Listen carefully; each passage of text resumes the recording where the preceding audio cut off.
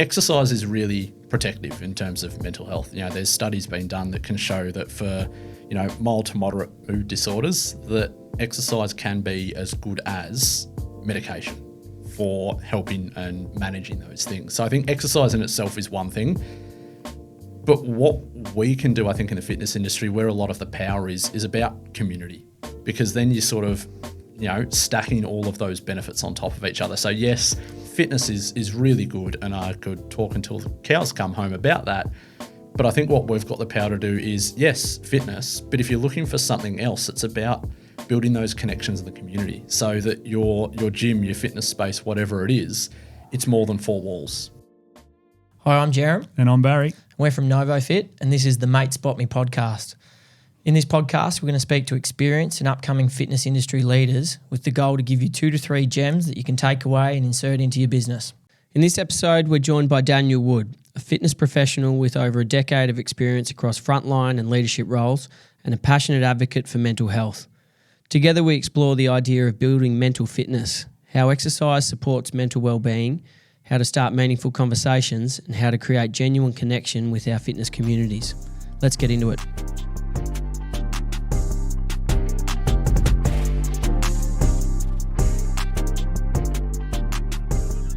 I'm interested, Daniel, welcome to the podcast. Thank you. Excited to have this discussion around building mental fitness. I think that's a really cool concept that we need to talk more about. And it's a pretty big topic, but it's also a big responsibility, I think, of the health and fitness industry to support. I definitely personally feel like as a leader within the industry that I have a responsibility to try and support and help this, particularly with 2 young boys growing up as a father, and I know you'll touch on that as well. So really excited about unpacking it with you. So welcome, Jerram. Thank you. As always, I'm thrilled to be in the room with you. But not me, thank you. No, I'm more thrilled with you. It's probably more important to have someone that's actually, pretty sophisticated and smart in the room, in addition to myself. No, and we're enjoying the Mate Spot Me podcast, and so it's great having guests like you on. So welcome. Thank you for having me.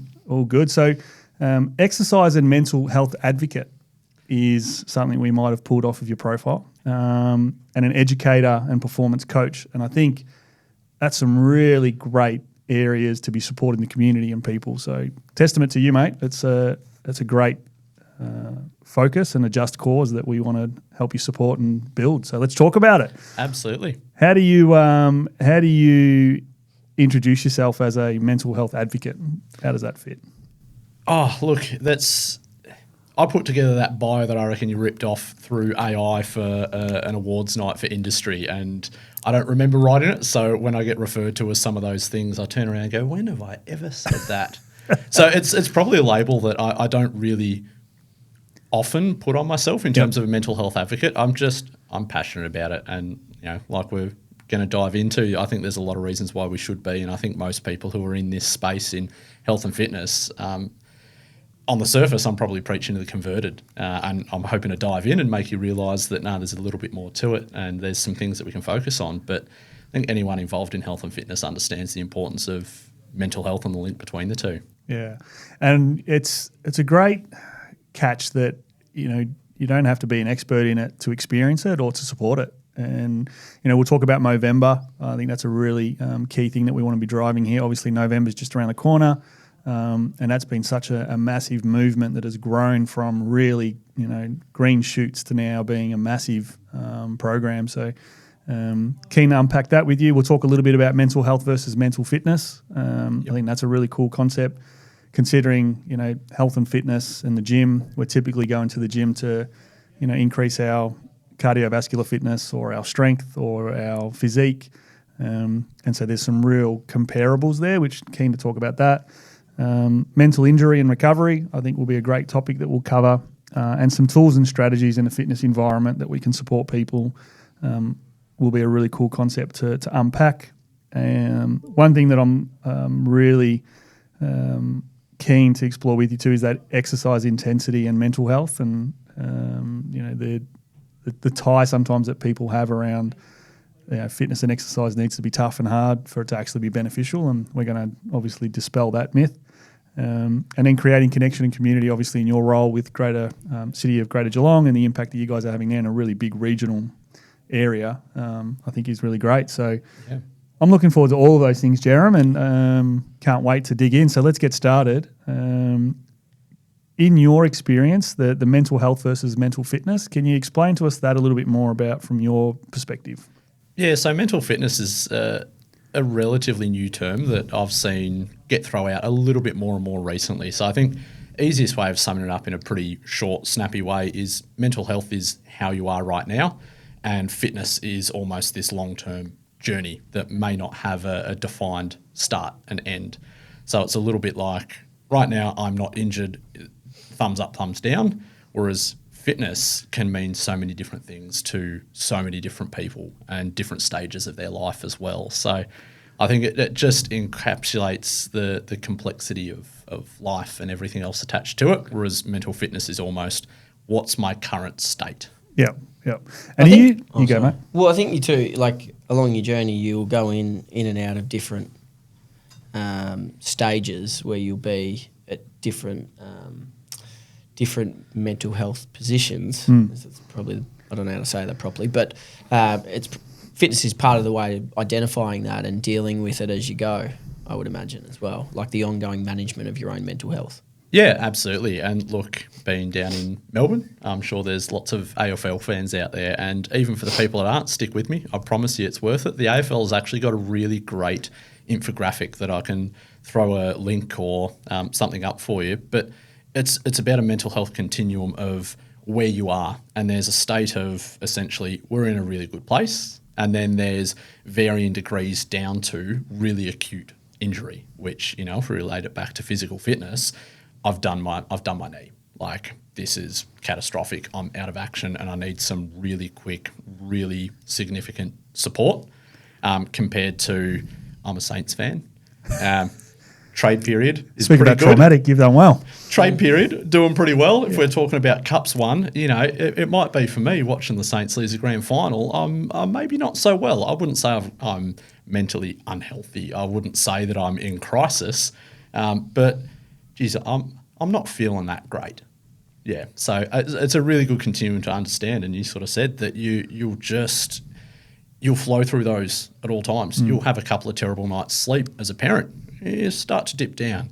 Is it a mental health condition? No, it's not. But you also need to recognise and maybe pull on some of your supports and those sorts of things that I feel myself sliding. I want to get back up to here, not continue on that trend.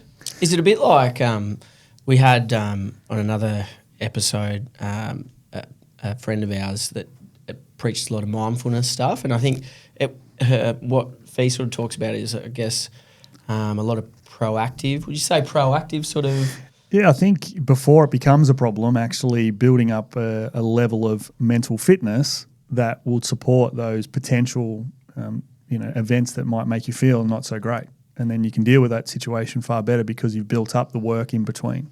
That's 100% it, and that's a really good way of summing up mental fitness. You've done it better than me, I think. But being mentally fit is about, when you are good, focus on those things that we know are good. And that might be mindfulness. It might be, practicing gratitude. It might be journaling. It might be the sun's out here and it's beautiful. I don't know anyone that'd step outside and feel the sun on their skin and not feel a little bit better. So being mindful to get outside in the sun or in nature or walk or do those things that help boost, that's the time to put those in place.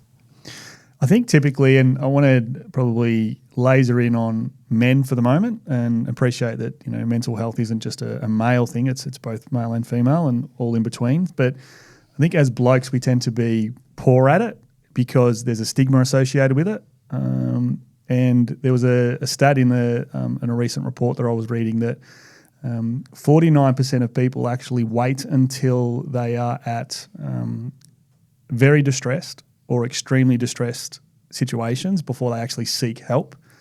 And it's almost too late. And I think the skew that is male is typically pretty high.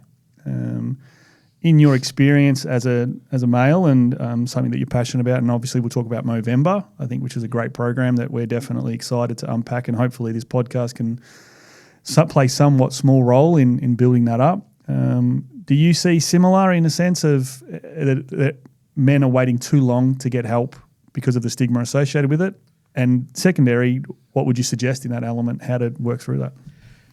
I'd say rather than men waiting too long, I've seen a really positive swing in the time that I've been involved and really sort of focused on mental health. I think previously, and we've seen it in a lot of really male-dominated areas, and again, I'll reference footy here, that, you know, you go back 10 years and there's phrases like man up and, you know, toughen up and you kick like a girl. Some of those sorts of things that if you're not strong, if you're not stoic and you put on a brave face and you bury all your, you know, pretty terrible feelings down, then that makes you less of a man. What I've seen is there seems to be a lot less of that now, and we're starting to break through that stigma of men don't cry and, you know, you need to toughen up as a man. No, we have feelings and they're valid to feel them, and sometimes we cry and that's okay, and some blokes will do it more than others, you know. So I think putting almost a bit of a positive spin on something that can get really heavy, that's putting that positive spin on it, is that I've noticed a big improvement on men sharing the things that they're, you know, battling with. And I think part of that is some of the awareness around how to have those conversations. It doesn't need to be scary. You know, if you know someone else that's going through a bit of a rough time, you can just go, hey, I know things have been tough at home. How's your head? It's as simple as it can be. It doesn't need to be, let's sit down. It can be really simple and really easy to just have that somewhat throwaway comment. If you're concerned, maybe you'll dig a bit deeper. But on the surface, sometimes that's enough these days for people to go, yeah, I'm actually really battling, and then they'll just dump everything on you. Yeah, I think too, there's a fine line, and it's probably the next generation of kids coming through is going to be really interesting again, is the fine line between not resilience and dealing with things that are challenging, and also being vulnerable at the same time. Like it's an interesting. I always think about that with my boys. It's like, all right, how they need to be able to deal with things and manage things as they grow up, because life isn't going to be easy. Yep. But at the same time, it's with it, you don't want to be saying, you know, toughen up, like just deal with it. Shit happens. Like it's a very delicate thing to manage. It is. As a parent. I think we see it with so many things, and it's the pendulum swing. And you go, I'm sure that maybe we discussed that we're all about exactly the same age. Yeah. 25. Yeah. I'll take that. Is that, you know, maybe a lot of us grew up in homes where the parenting strategy was my way or the highway. You see the pendulum swing, and I know there's people that have some knocks against, every parent will just let their kids scream and go, oh, you feel that way, I'm just going to step back. You know, pendulum might have come to here, but the truth is the balance is somewhere in between, and I think you don't really know you've got it right until later. But every kid's different as well. Yeah. What is, and I think the one thing that I try and speak to, you know, people about, particularly in a leadership role, a lot of people are coming to leaders under stress and looking for guidance and support. And I think a lot of what I try and be an advocate for is exercise. Meditation and mindfulness is definitely an element that I try and do personally, but also, you know, advise on and sort of encourage. But I think exercise and fitness is such an important role to support people in, you know, mental health and just feeling better about themselves and having a bit of, you know, I think that's the balance between resilience and being empathetic and being able to deal with stressful situations and being gentle on yourself. If you're training and you're exercising, you tend to deal with that balance better. I think if you're not exercising and you're trying to deal with those traumatic situations potentially, you deal with it far differently than if you are exercising or not. So I'm keen as, you know, City of Greater Geelong has huge amount of members, huge amount of community engagement. And what sort of programs are you running within the gyms that you're seeing are having the biggest impact on that balance between fitness, health, and mental wellness? Look, I think exercise is really protective in terms of mental health. You know, there's studies being done that can show that for, you know, mild to moderate mood disorders, that exercise can be as good as medication for helping and managing those things. So I think exercise in itself is one thing. But what we can do, I think, in the fitness industry, where a lot of the power is about community, because then you sort of, stacking all of those benefits on top of each other. So yes, fitness is really good, and I could talk until the cows come home about that. But I think what we've got the power to do is, yes, fitness, but if you're looking for something else, it's about building those connections in the community so that your gym, your fitness space, whatever it is, it's more than four walls. So a really good example and this feels like forever ago, back when I was on the gym floor and taking classes, I remember I had one person rock up to one of our small group training sessions on the gym floor and say, I'm just here today for a yap. Like, you normally crack the whip on me, fair enough. Today, for my headspace, I just need to be around my people. So that statement there, I think, is really powerful at how do we build those communities in our gym. And some of it is through programming it. Others is just the people you put in there. Like how do you create those connections with other people? And that'll change depending on the person. Some people are shy, some people are out there. But I know for me, we've got a couple of members that I'm forgetful. I walk in and I go, geez, I can't remember this bloke's name. I'd go to this one member and I go, what's his name again? We've talked 10 times and it's now too late for me to ask him. And he'd go, oh, that's Daniel. He lives down in Geelong and he did karate when he was 10 years old and he did this and this and this. So I think sometimes leveraging those people, and most of us, I think, have seen those folk in our gym, I think they can be really powerful about building that community. They're the epicenter, I think, sometimes. Oh, yeah, that social fabric and connectedness that's the power of a facility and a particularly leisure centres obviously is a big part of that, but also gyms, being able to have somebody else know something about you and be connected to that, and that person to come and just want to do the session, I think is a vehicle for them to be able to deal with that. And so it's interesting. That's a cool concept that it's not just about the physiological benefits of exercising and the dopamine release and the impact that has, but it's about the actual community and people that are around you that support that. I hadn't thought of that as much as what the physical benefits would be. Yeah, and look, group exercise classes, they've been popular for years for exactly that reason. I think we're really seeing, the advent of CrossFit. When that came out, it was the same thing. It was a community, and, sometimes I know the mainstream fitness community might have had a couple of cracks at CrossFit and, how hard they'd train people. I think there's been a lot of change. But if anyone says they're not jealous of what CrossFit gyms do in terms of building community in some of those more boutique studios, you're lying to yourself. Like the community that they create is massive, and you've got that compounding benefit when you're exercising and creating those connections. It's invaluable. Yeah. It's going through hardship with someone else as well. Like it builds that community, and it's the incidental touch points that you get with different people when you're in there for that hour session, I think. And that's not just those types of programs. It's certainly all group programs. Or even like people that go and train by themselves. Like a lot of people will have like a gym buddy or a touch point in the facility that they interact with that they wouldn't if they weren't at the gym. So I don't think it's exclusively to those programs, but it certainly is amplified from my experience. 100%. And I think there's just some little things like if I come in and we've just had an assessment, we've talked through and you said, oh, I'm looking at doing the Kokoda track. Oh, I know that you did it 10 years ago. You said you wanted to do it.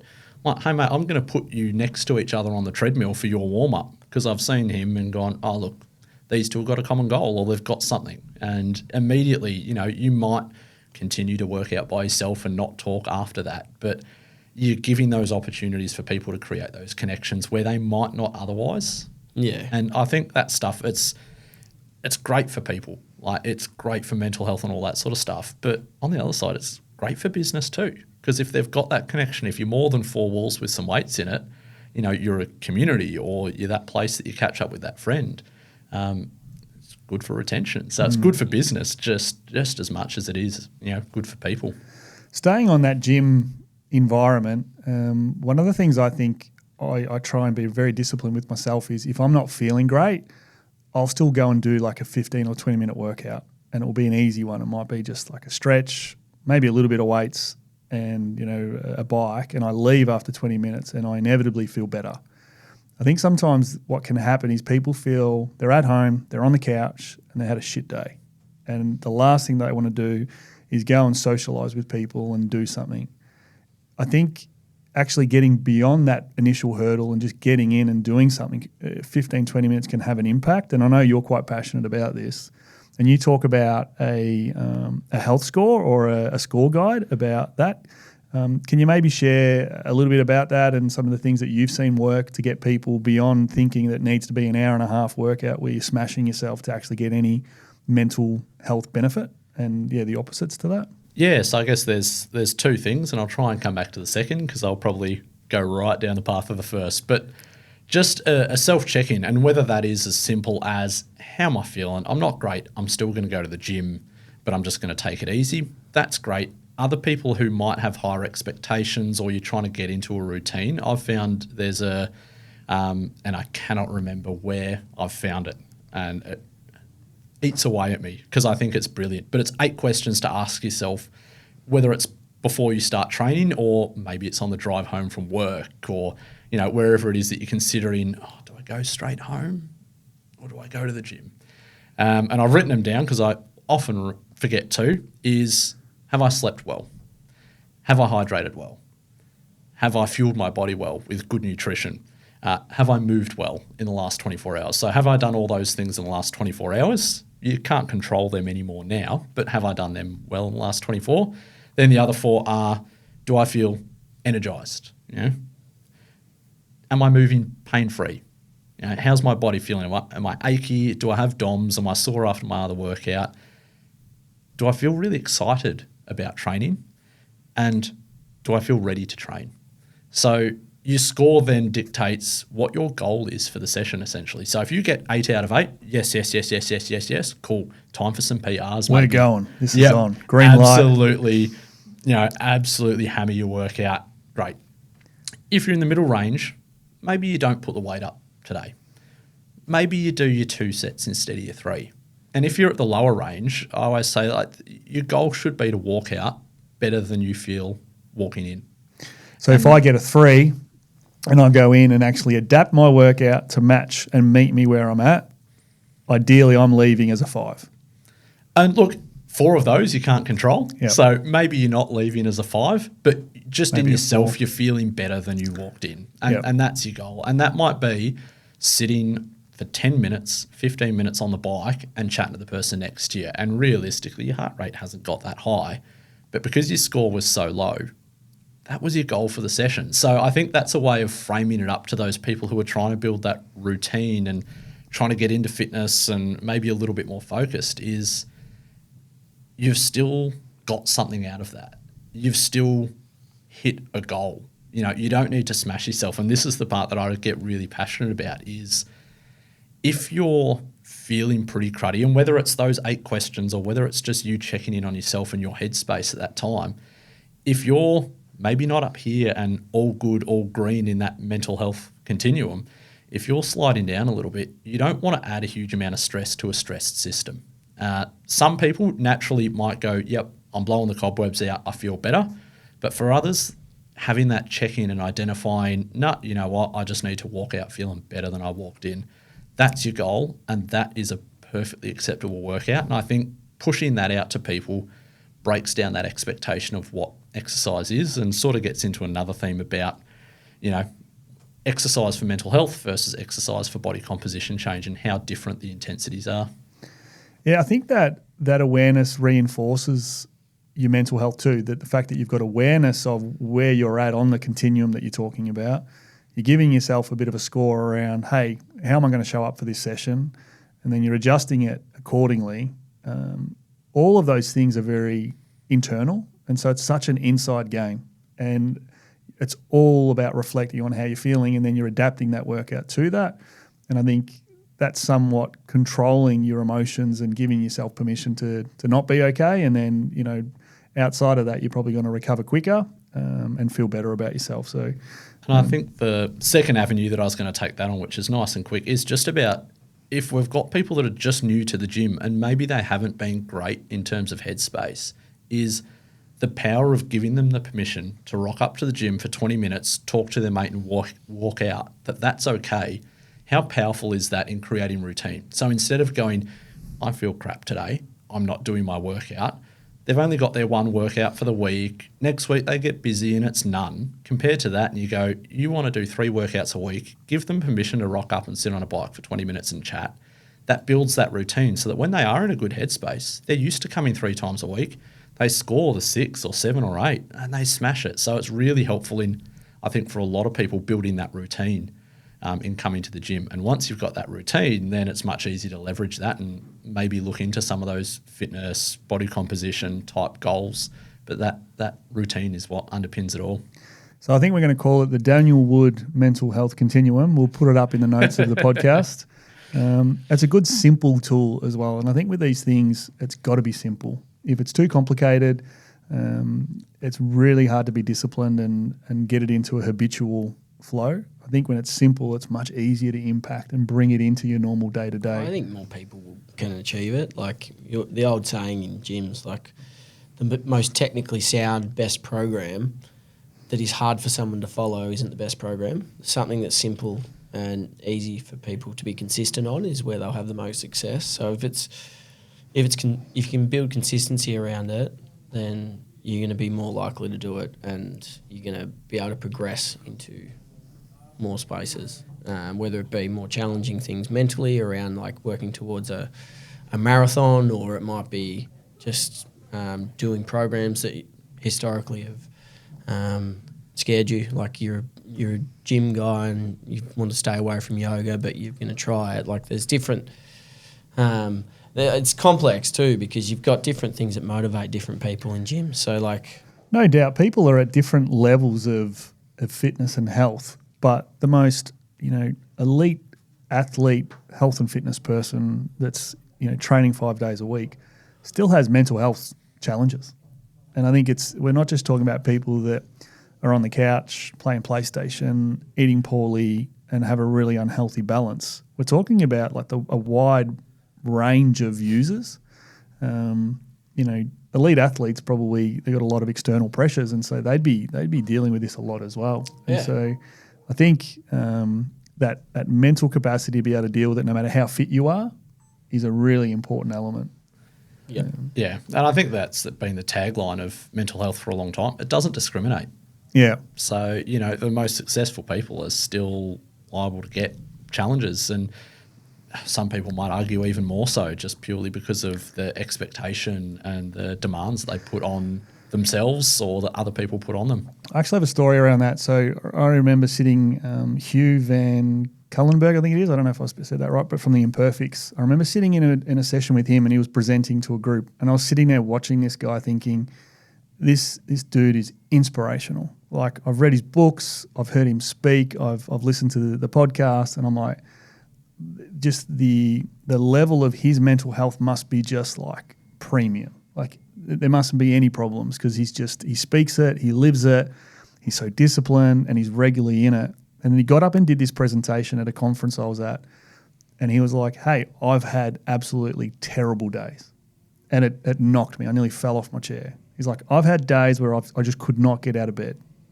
And I was like, this guy's a mental health expert. And it really hit me. It was like, well, even the experts still have tough days. And so it was probably 4 or 5 years ago, and it's just stuck with me the whole time, that if someone that is so disciplined and so skilled and so such an expert in that field can still have a bad day and be okay the next day, it's fine for me to have a bad day, and I'll be all right the next day. The other thing is that expertise and that skill probably comes from dealing with hardship. Do you That's know what I mean? That's a good point, yeah. If you think about it, like, for someone who hasn't lived it and been through it to come in and spruik dealing with hardship but hasn't actually experienced it, it's not a lot of street cred there, is there? Yeah. And I mean, to your point, right, it doesn't discriminate. I think that's my what I'm trying to emphasise is that it can impact anybody, and so at different levels people will require different things, and might lead that convo into Movember. Obviously, by the time this podcast goes live, it will be Movember, and I remember trying to grow a mow at one stage, and I got a lot of red, a lot of ginger coming through the jeans. And in recent years, a lot of grey, so it's not really attractive. Me this year, right? so I'm not looking forward to it.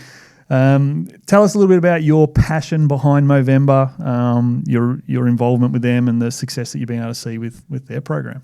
Yeah, so Movember, look, I might not use passion as the word. When I first jumped on board, it was just an excuse to look disgraceful. And I think I didn't really often have a lot of facial hair. So I was like, you know what, I'll jump on board, clean shave, and then if my mow is just awful, like you just get this little bit of bum fluff and that's about it, I'm doing Movember. It's for a good cause. So it was a little bit the opposite. By the end of the month, I had this massive chopper read inspired. So you underestimated yourself. I absolutely did.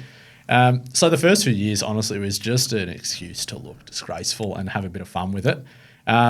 Built up from there once I started to learn a little bit more about Movember and what they do. I think they're a great charity. Their focus is on men's mental health because we are often overrepresented in the statistics of people who suffer from it and ultimately attempt their lives.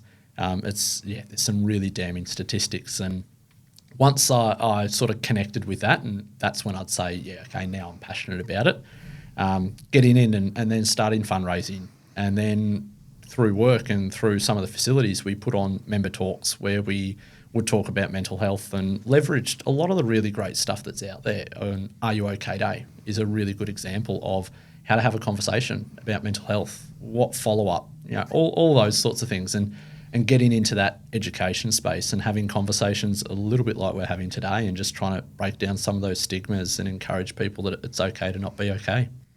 Yeah, and for those listening, Movember is a fundraising event throughout the month of November in Australia, but it's probably global now, where people grow mustaches, however you pronounce it, and they raise funds and awareness around mental health for men. And so we might even put a link up in there if they'll allow us to do that. I don't know, you've probably got to be super famous to get collaboration, but hey, you never know. But it's a really great cause, and I remember when it first started, it was, to your point, it was quite fun. I think everyone started off getting into it for that. Yeah. It's just an excuse to this grow. is cool. But this is a genuine question, and it might sound like I'm taking the piss, but I'm absolutely not. Our esteemed producer here is a great example of a young man that runs a permanent mow. Cookie duster? Which is quite a common thing now. And all of us that got into it because we were wanting to grow a silly moustache. They're out of fashion. Do you reckon, I'm sure someone would know, but has it impacted the involvement of people getting involved in Movember because it is a more common you're saying that it's no longer a piss take. People actually like having a mustache. It'd be like someone running mullets for mental health now. 10 years ago, people would go, oh, he must be doing that for a reason because no one would rock around with a haircut like that. Whereas now, no one... Calm down. No one sensible would. No. Whereas now, they're a popular haircut. No sensible 40-year-old would. That was a very serious question by you, Jerram. I love how you just try to tie in Henry's cookie duster with mental health. That's prime. You mentioned the cookie dust, but that was a genuine thing because again, we all got into it because we wanted to look silly. Yeah, and I think it's just grown to be such a massive movement, right? It's gone from being an event, and it's really driven. And I think for a just cause, right, an important thing that needs to be talked about. And do you find that it's given you a vehicle to talk more about it during that time, and that it's amplified your knowledge and I guess the impact exponentially? Definitely. So I think to your point, absolutely. It's interesting that. Sorry about that. I'm getting non-stop calls. He's a busy guy. I am. I'm actually going to switch it entirely off now so we don't get interrupted. I'm not sure we've had that on the podcast before. That's probably a couple of burpees, I reckon, he owes us. Oh, surely. I'll cop that. We were joking before the show that you pretended it was amateur hour before we started, and I think that was just purely to put me at ease, and now I'm proving that I'm actually... it's all good, mate. I like that you actually think that we're professional. It's pretty cool. And we'll wrap up the call there. But yeah, you're talking about the vehicle that it's allowed you to have those conversations, and are you seeing that it's open eyes and ears and a lot more? Yeah, early days, and that's what I started saying is that, with the mow, it was pretty uncommon, especially a dirty chopper reed get up was pretty uncommon, so it would start some conversations. I think two things, and again, I'll try and remember the second one, is that there's so much more around Movember to get involved. So obviously there's a fundraising, but there's also they do moments, and that's hosting a barbecue. Or, you can have a work gathering and put on something, a lunch spread and ask for $5 donations. I've seen some people do some really simple things to get involved other than grow a mow, because I'm not sure if either of you have experienced it, but during the latter stages of Movember, I may as well not have a partner because she doesn't really want to come near me. And I know that that's a common thing for other people who've said, I really want to do that, but I think my partner might leave me. So lots of other ways to get involved as well as moving. That's one of the other big things about Movember. You can have a goal of raising money or committing to moving. And is it 5Ks a week? Is it 10 exercise sessions? Is it 20? Is it 5? Is it 50? You see some people with some pretty lofty goals, which is really impressive. Then you see some people with some, in comparison, not so lofty ones. They're just starting out. You go, cool, you did 1 run a week for the month. Great, that's better than nothing. So I'd say there's a lot of different ways to get involved. The one that starts a lot of conversations, though, is, again, one of my workmates started it with me, is we did the half-mast mow. So on the last day of Movember, shaving off half your mow. That's as brutal. A way of, it is. But as a way of running your at half-mast like you would a flag to recognise that over the last month, sort of the sobering statistic of how many people will have taken their own lives over that month. When you rock around with half a mustache on your face, that is a conversation starter.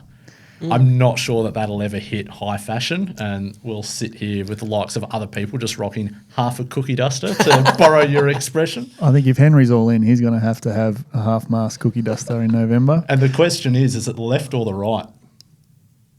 He's nodding. He doesn't like talking. Look, it's a tough one. I was like, which one do I do? Yeah.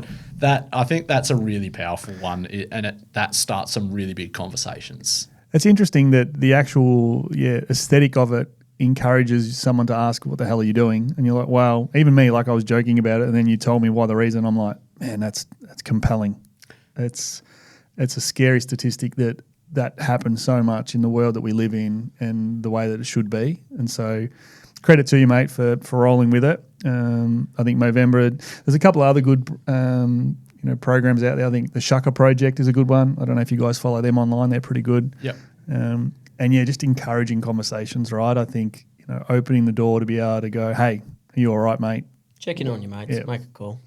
Do you, what would you recommend in terms of, obviously health and fitness, we're accredited professionals in one level. Mental health is definitely above really qualifications. Do you at Geelong have partnerships built that you can refer people to if it gets beyond the scope of, hey, this is above me from a professional sense? Is that something you guys do? Not as formalised as I think you'd get the best results out of. Yep. Definitely not. Yep. I think you've hit on a really good topic of having those really great partnerships, and I think with a network as big as ours makes it a little bit hard, and we're a really vast regional area. So some of the centres might have really good connections, or, your staff talk amongst themselves and say, hey, this person came in, they've tweaked their knee. Do you know a physio who's really good for that? So they might have some really great conversations that I'm not aware of at my level. But I think it's such an important pathway to have those links into mental health care or GPs who are really good with it. Because I think there's, like we see in every industry, there's people who are really passionate about this and will really drive it. And there's others that, I'm not saying that GPs will turn around and tell someone to harden up, but that might not be as passionate. That might not be their space, that they're really passionate or focused in on. So if you find the good ones, hold on to them and tell everyone else, because we want to send those people to the people that are passionate about mental health, that have those good links and have those really beneficial initial chats, because you do hear some occasional horror stories of people reaching out for help and not getting a great response, and that can then, delay them reaching out again at times. And they're fewer and fewer and fewer as mental health becomes a bigger topic, and I think silver lining out of COVID, that shoved it straight into the spotlight about mental health and how are we dealing with it and what are we doing about it. But yeah, again, this isn't a crack at GPs because the amount that they need to know is exceptional. So, of course, you've got to focus on a few areas. But, yeah, if you find the ones that are really in line with you and really passionate, link with them. I've got a hard-hitting one for you. So, a younger version of yourself, what would be the number one mental health hack that you would give a younger version of you to help deal with the stresses of day-to-day life? I'm going to ask you too, mate, so you get ready. Oh, mate. Yeah. Look, I'd say I'm ridiculously fortunate. And in a lot of conversations, a lot of times that I've talked to, groups, I've often used the tagline of I don't want to be the exception. So I haven't had that many. I've had tough times. Everyone goes through a bit of crap in life, but I haven't had any really dark sort of clouds hanging over me. And I think that's testament to how early I realised the benefits of exercise. So I started karate when I was an early teenager, and I remember, when school's terrible for everyone, when school got really hard and that you just go, you know what, I need to get to karate and I'm going to train. And then you walk out of there, and this is sort of what we were talking about before sometimes. You walk out of the workout, the training session, and you go, geez, maybe those things that I'd built up weren't as hard. So I think at a very early and formative age, I'd sort of discovered some of those really protective factors around it. And look, this is getting, very heavy hitting and very close, but I think, my role models at karate and in my parents were just exceptional around mental health and talking about it and just feeling your feelings. I think, that's probably a big credit too. So advice I'd give to my former self, to come back to the actual question, the one thing that popped into my mind isn't relevant because I actually use AI at the moment for a gratitude journal. So it prompts me every morning at 9 o'clock to go, what were you grateful for yesterday? And it'll rotate through questions. What are you glad that your body enabled you to do, or things like that?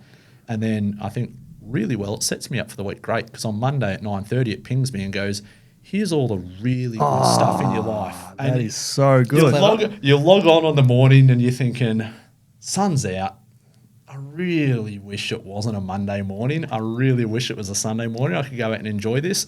And you get this ping and it's like, here's all the good stuff that happened to you over the last week. Here's all the things that are great about your life. So I think that in terms of journaling or gratitude is so powerful. That's awesome. That's a really cool support model to have, right? Our friends AI, they're listening. That's great. So you set it up, it prompts you the question, so it's keeping you honest, it's keeping you on track, and then it reminds you on the Monday, hey, these are the awesome things that you had last week. I like that. That's cool. Yeah.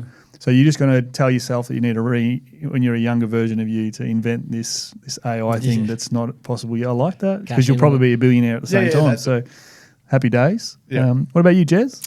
When I think about that, probably the first thing is I haven't had any great hardship that has caused me grief. So I'm very fortunate in that sense. But I think as I've gotten older, you think about when you're younger, you got no cares. I'm a very relaxed sort of cat, and I've probably, if anything, I've become less relaxed as I've gotten older. But you don't have as much to challenge you in that space when you are younger, if you're fortunate. Well, for me in particular, I didn't. So I don't know. It's probably just don't sweat the little things and let things build up. It's like just enjoy where you're at and deal with what's in front of you is probably the thing I've always, anytime I have started to feel a bit funny, that's been not funny, but like challenged. That's what's brought me back into where I'm happy and good, is like focus on what's in front of you and what makes you happy. I don't know. What about you? What about you? That's pretty... Yeah, it's a nice one. I unfortunately have had family experience of it, and so suicide within our family, extended family, has happened a few times, and so have been exposed to those environments and some friends, and so the brutality of that definitely hits home. The impact of when things get bad, how bad it can be. Probably what I learned during those times, and then since then, is be really kind to yourself. it's okay if you don't know everything and if you don't have your shit together. Things tend to work themselves out. And it's easy for me to say because I've had quite a privileged life, but I think what I remind myself is that it's never as bad as it seems and it's never as good as it seems. And I constantly remind myself of those things, no matter how much you're flying and life is all green lights and you're killing it. It's like, cool, that's great, but it's also just be humble and be mindful. But also, no matter how bad it is, it's like there's always a light at the end of the tunnel. There's always other ways, and I think I remind myself that of constantly. So definitely, that's my mantra. But secondary to that is just having good friends around you. Yeah, having good people, show up vulnerably to people so that they authentically connect with you, and you can have friendships and connections with people that will support you during anything. Is probably one of the things that I'd love to remind myself as a younger kid.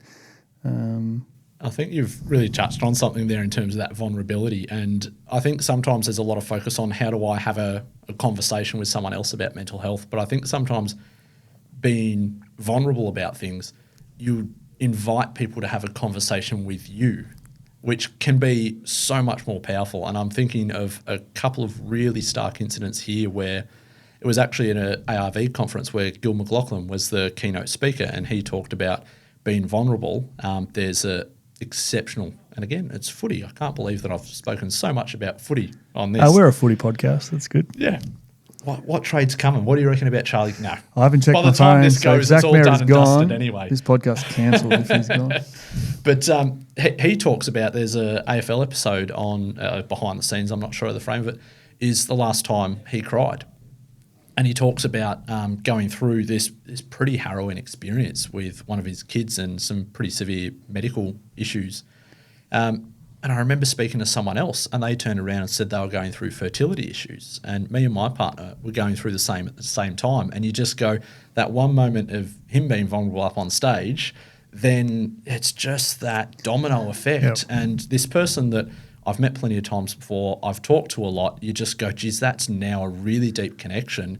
And you can turn around and go, this is shit. Yeah. And you're not alone suddenly. So I think that's really powerful, is a way to invite other people to have a conversation with you, is turn around and be vulnerable. And it's why a lot of the time I'll find an excuse to talk about fertility issues, because dudes generally don't do it. And I was fortunate enough to going through it, and this sort of talks a little bit to some of those protective factors that I mentioned before. I already knew 3 or 4 people that had been through it. So I suddenly wasn't alone. When we found out and had that trouble, I wasn't alone. And that is, that's so powerful. Community, huh? Connectedness, good people around you. I think, obviously, it's quite a heavy topic at times because it's so personal, but it's also so impactful to people. It can really steer your life one way or the other. And so I think if anyone's found this to be jarring, or something that is, as a male or female, there's lots of support out there. Like, you're not alone. Open the door, go and speak to somebody about it. Or if you've got friends or mates or people that around you that need help, just check in on them. Look after each other. Never assume that everything's cool when it might not be. Any final takeaways or thoughts from either of you gentlemen? I would say, in terms of, and you've hit the nail on the head, and it's a really nice segue, is that there are so many organisations out there. So there's the likes of Movember and the Shaka Project, which are doing great work, but your typical ones about Lifeline or Are You OK or Black Dog, some of those are great resources, not just if you're struggling. So if you're someone who wants to support someone who's struggling, so if you've got a family member, or as someone in the fitness industry, you're a Jimmy or a PT and one of your clients, like, pick up the phone to them, jump onto their website for some resources. So they're really valuable resources. But my takeaway, for hopefully to give to people, here's my giveaway, is that those services aren't just for people who are suffering from mental health issues. They are for the entire community around them. So for the people who support those as well, they can be really, really fantastic. Great advice. Cool. Jerram?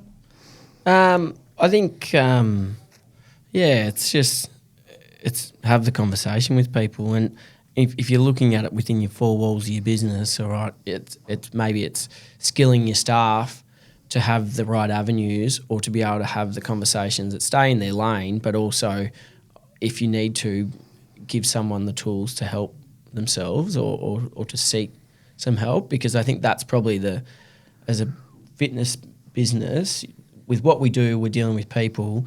So you're going to come in contact with situations like that. So it's give you the people within your four walls the skills to be able to help someone. Yeah, and in terms of those skills, I think that's, we've talked about some of the strategies you might be able to build community in a business. If you've got people out there listening that are looking at, cool, this is really insightful, cool, but what can I do?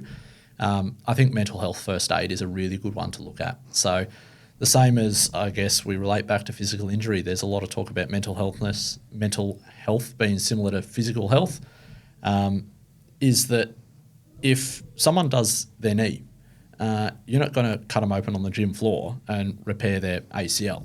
You're going to ice it, you're going to elevate it, and you're going to probably call the ambos or call the experts. Mental health first aid is the same thing. What are some really immediate things that I can do to support this person until I refer them to people who are much more smart about the topic than me? So how long does that mental health first aid course take? So it's generally a 2-day course, awesome, I believe. And then there's, I think, add-on components if you want to focus on just adolescents or some more focus groups. I think First Nations people is another one that's particular just around some of the really specific contextual challenges for those groups. Yep. Great insight, great share. Daniel, thanks so much for joining us. We could talk about this for a long time. I think, it's a really important topic that we need to continue to talk about. Sometimes just talking it out and getting it out there might, stimulate a conversation somewhere, and then someone else has a conversation, to your example earlier. So appreciate your time and coming in, and we look forward to chatting to you again soon. Awesome. Thanks very much. That's the wrap.